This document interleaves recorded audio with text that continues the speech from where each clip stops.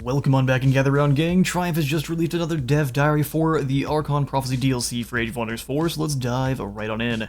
This one is going to be going over the art of Archon Prophecy and the craft and artistry behind the art that they have created here. So welcome, travelers from lands afar. I am Alex, 2D artist at Triumph Studios. Welcome and hello, Alex.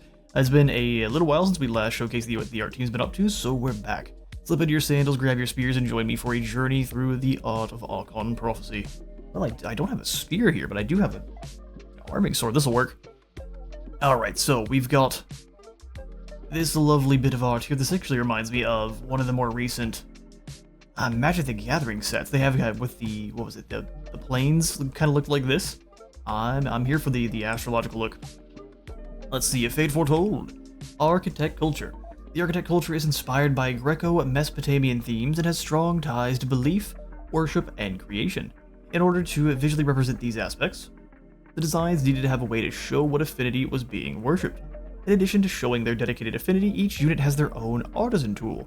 These artisan tools tie to the main focus of any given unit. Think magical boots, bows, and tesseracts. With affinity, artisan tools, and our cultural themes in mind, we start with some initial sketches to create an overview of the culture. First things first, thumbnails. Every unit needs to be visually distinct from one another, especially when on the battlefield. A great way to do this is to make use of shape distribution and material differences, blocking out what different support units would typically wear. Something more cloth compared to martial units, which are typically more ironclad. So as we see here, there's a bit of the rough early sketch. We've got the units, and you can see the different Greco or Mesopotamian gods that were used to kind of influence the creation of each unit. So Hermes for your Surveyor, the Scout, who's got his magical winged boots.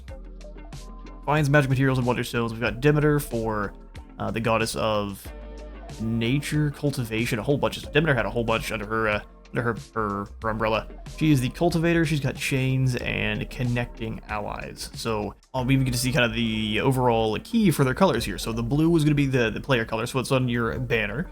Brown likely being bits of leather and such. Gold says it's set, so likely those are colors that are never going to change. If it's gold, it's going to stay gold. And then the gray is going to be the gray is going to be wherever your metal choice is going to be. And then I guess all of the white is just the cloth that she'll have, probably a set color scheme as well. Pretty cool. Next up we have Athene or Athena. I always end up mispronouncing her traditional Greco pronunciation, I guess. Which they're giving her the Earthbreaker, which is very interesting. Yes, Athena, I would say she is one of the gods of war. God of war, crafts, wisdom. She is the god of so many different things. But the Earthbreaker, that's more Poseidon's thing, especially since they ended up giving this unit the kind of Radiarius style helmet.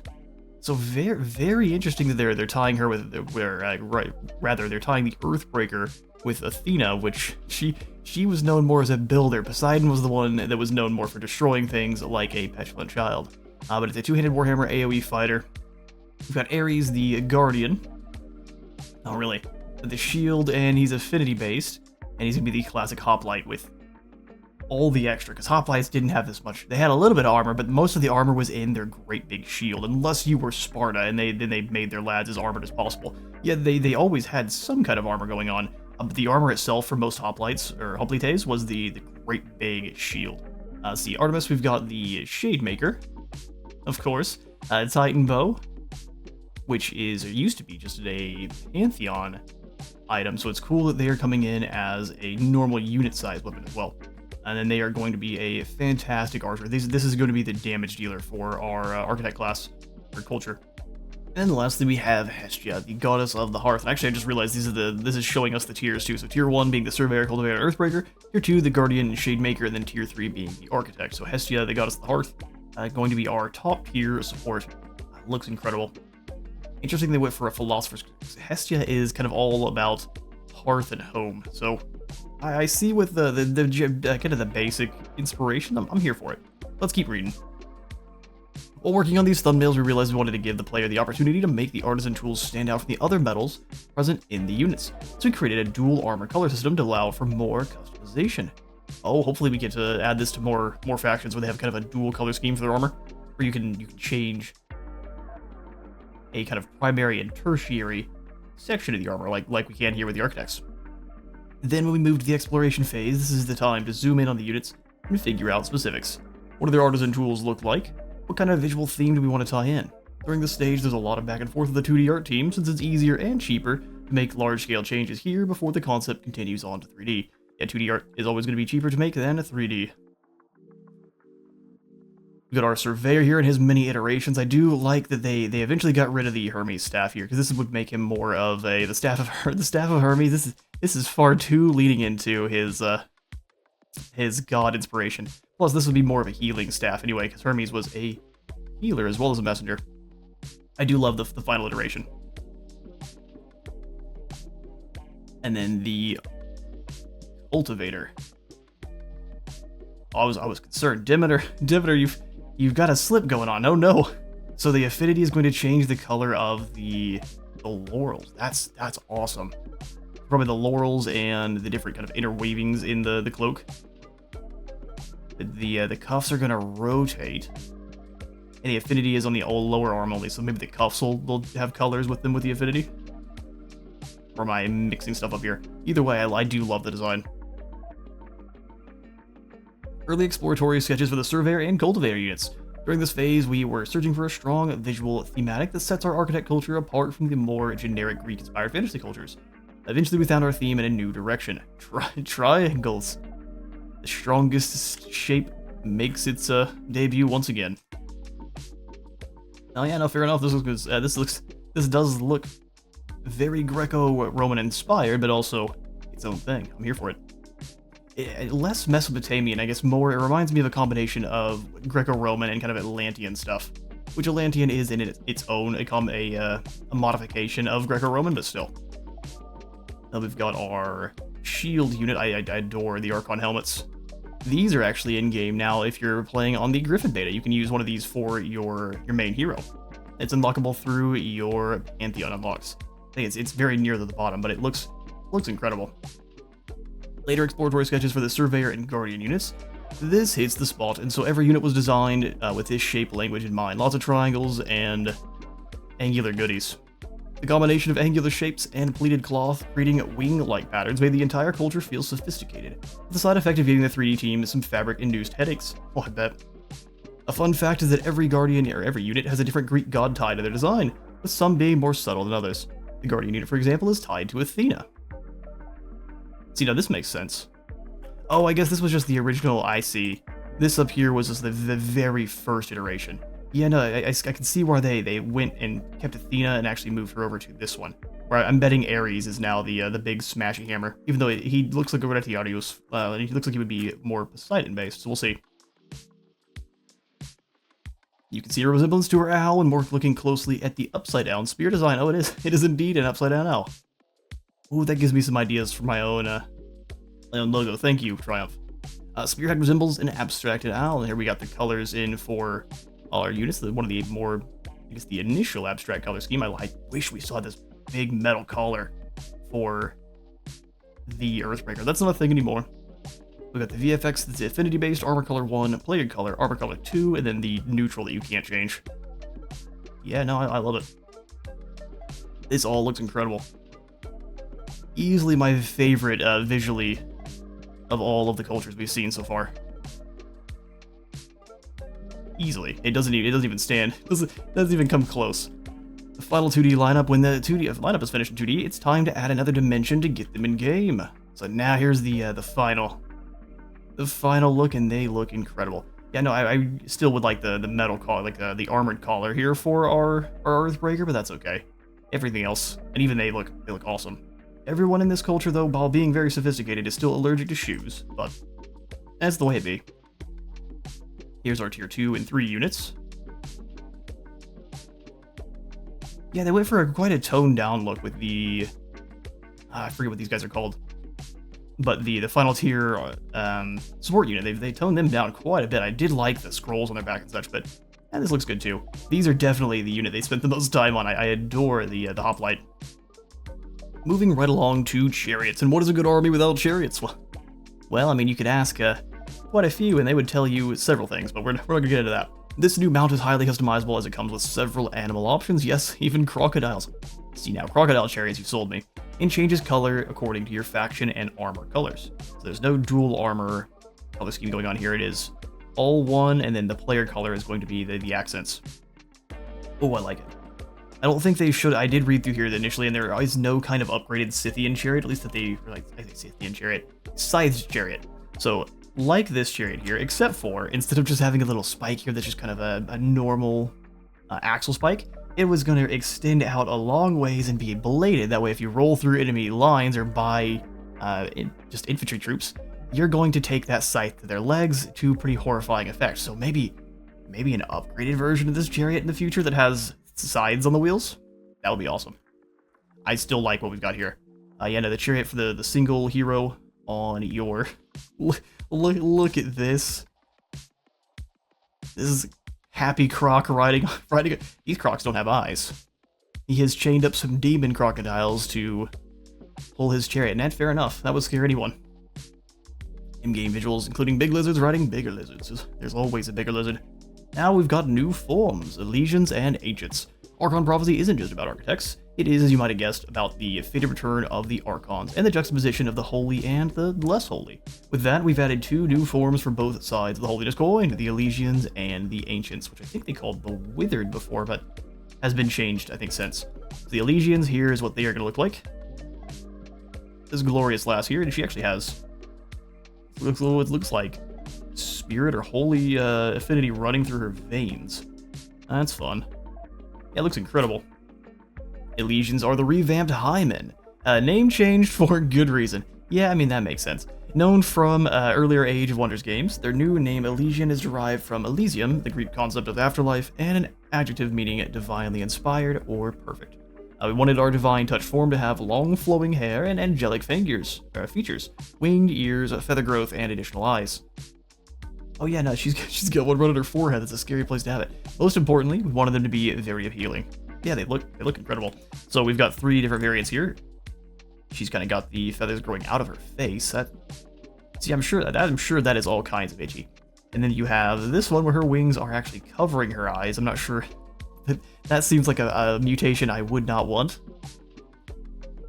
And then lastly, we have the old rip the third eye. It's charisma +4, but it makes people scared of you. So it's a hit and miss. I think these all look great though. The Ancients, next up, we have the grumpy and dusty Ancients. They're older and wiser than time itself. They definitely have been around for a while. Yeah, he's a happy boy. We wanted a more corrupted humanoid form that could stand in for the player fantasies of ancient warlocks and corrupted mages. I like it. Corrupted by dark magic, yeah, it makes... Dark magic does something to you, doesn't it? Day 1 of using necromancy, day 1.5 of using necromancy. It works quick. Yeah, he looks like he would try to sell you nefarious clocks behind the wizard tower. That's indeed true. Got early ancient concepts. Our early concepts lean too close to existing undead visuals. Instead, we wanted the ancients to feel like they'd overcome their arcane corruption using magical enhancements and prosthetics. They're going to be kind of more like a magical cyborg. That's fun. With this in mind, 3D jumped into the ring and did some concept sculpts, which totally hit the mark. Yeah, no, these look great. Almost look like sections of, I don't know, like earth or some kind of magical material that they've grafted onto their self to fix other parts that have started to wither away. That's incredible looking. And then we have them in their final form here. You've got your evil architects. Except for I know absolutely each and every one of you is going to go out there and make toad architects and have them take over the world in their croaky glory. City and monuments, home to the architects. Their city should be imposing, impressive, and true to the architect name, a feat of engineering. Initially starting out as a Greek-like temple with scattered housing, the city grows to be more cohesive and connected with every upgrade. In the final tiers, the very buildings themselves seem to come alive through their magics. We got tier 1. I really wouldn't even say scattered and disorganized. It just looks like the very beginnings of an Acropolis. Alright, quick cut because I got assaulted by Grandfather Nurgle.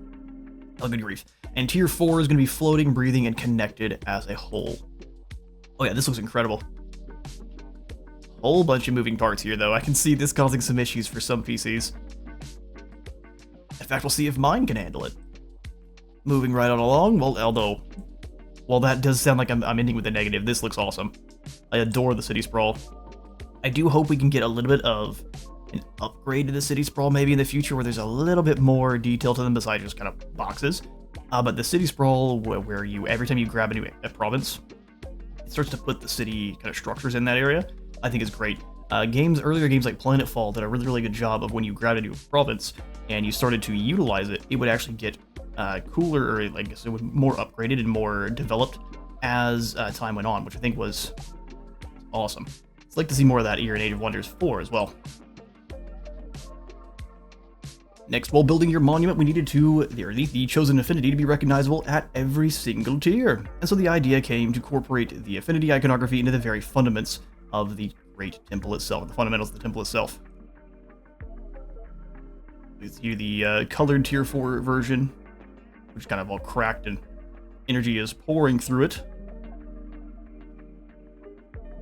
Well, they used because they went out and found some real-world examples of kind of a foundation of something.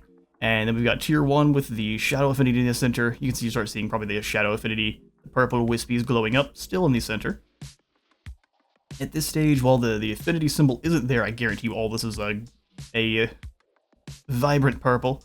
And then the final tier, the affinity sign itself is floating over the very top as magic ruptures out. I love it. Oh, here we go. Here's an even better version of it with the colors going through the entire time, yeah. So, these being themed for the different affinities, I think was an absolute must. And it does look, oh, I see that they've got the lines even etched in, and they're not quite empowered. And then at the third tier, now it's all powered up. Love it. Can't wait. Can't wait to get in and do some building ourselves. We've got Wonders and Regions next. Archon Prophecy is not lacking in world map content either. This expansion includes introduces a new wonder, new regions, and new tactical combat maps. And all of these, we emphasize the Archon building styles seen in previous Archon creations such as the Golden Ziggurat. Many new building blocks were created so these could be used and transformed into the environment Art's team's liking. Yeah, you can definitely see the ties to the Golden Wonder map that you usually fight Archons or Dragons in. You see all the different kind of angular structures and such. Love it.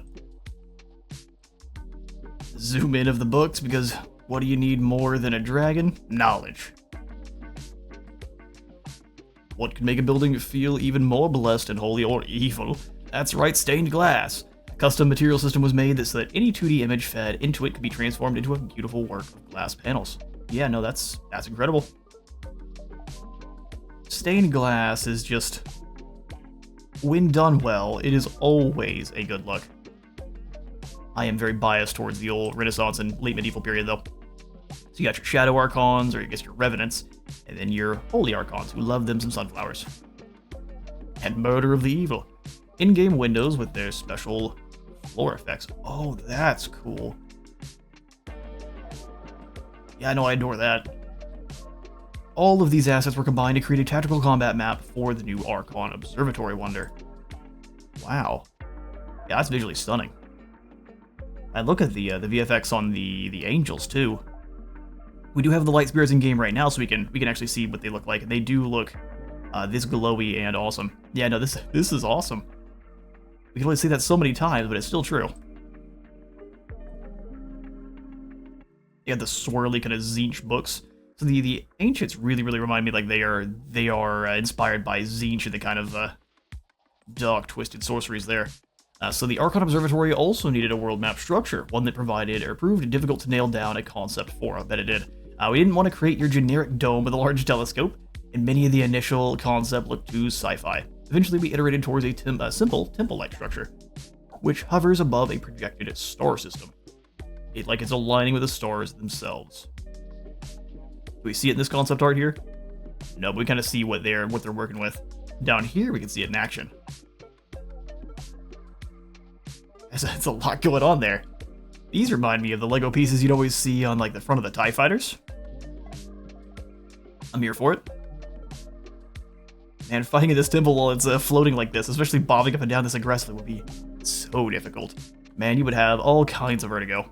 Archon Prophecy also features a new climb decoration we call Blessed. With its sprawling yellow Yellowberry, huh? And glowing trees. Regions using this decoration type can be found in your worlds and bring a new divine atmosphere to your battlefield. That is blinding. I mean, hopefully it's not quite this bright, but it does look cool. It looks as though an angelic choir has descended upon your battlefield, or at least is watching. Are these the Chaos Archons? See, that's what I was kind of hoping for, is we would get to see Archons for the different affinities, but I also, as I was looking into the lore myself, it seemed as though the Archons themselves are mainly Order aligned, and then Wrath, which is their great, I guess the great adversary for this game, is mainly Shadow aligned. So, seeing, this could be the Alleian of Chaos, I guess. Interesting.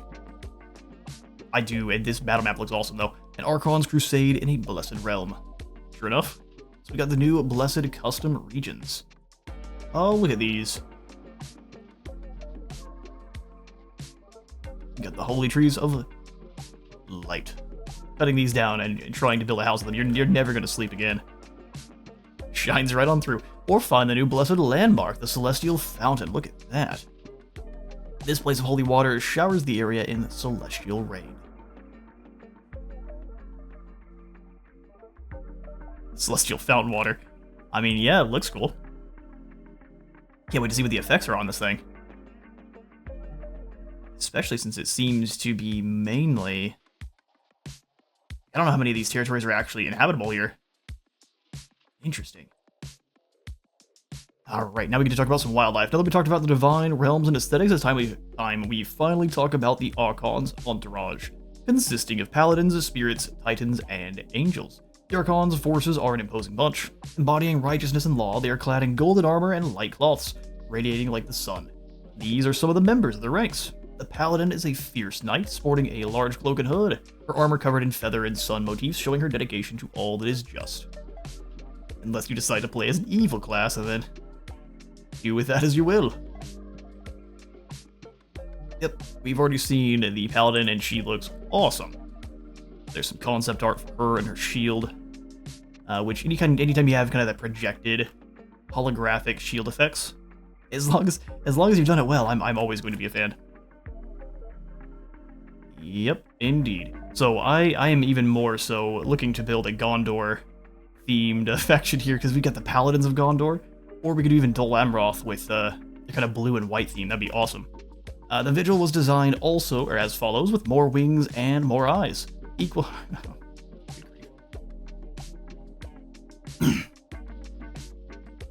Definitely not doing this in one take as I wanted to. The Vigil next was designed as follows. More wings and more eyes equals more better. It took some animation and some VFX magic to make it all work, considering the sculpt itself is just a bunch of static rings on top of one another. Yeah, that was, I'm sure, a ton of work to get working properly. Oh, there's eyes on every ring. Wow. Yeah, no, the biblically accurate angels are here. The Crown of Thorns, I'm not so sure I like, as a Christian, but you know, it's okay. I do enjoy the angel motif for this overall. The gloriously biblically accurate Vigil Angel. Yeah, and I'm still going to be building full armies around the Vigil. Guaranteed. The Titans have returned from Age of Wonders 3 this time, and not just as undead, although we did honor the original design with our new undead Titan. He's a skinny boy. Needs to give him some food. Yeah, now they're full armored up and they have like a shadow blade. This looks good. I think the new ones look better. They're not quite so skinny. He still needs to eat, but he doesn't look like he is barely hanging on there. The clear weak spot is not there anymore. Definitely more shamanistic, though, than the other Titan. And the sword not nearly as bulky. I think they did a fantastic job. Last but not least, the Astra. There were lots of iterations to get the feeling right for this four-winged savior. She wields a sword with holy flames and has halos wrapping around her head, blindfolding her like Lady Justicia. Further reinforces her role as a lawkeeper. So her first iteration, or this honestly looks like an older version of her from a previous game. An early 3D model showcasing a certain legion. Oh, so this is just an early model. Interesting. This looks like it from a previous game. And this is Lady Astra in full form. Yeah, no, I'm very keen on getting into this DLC already.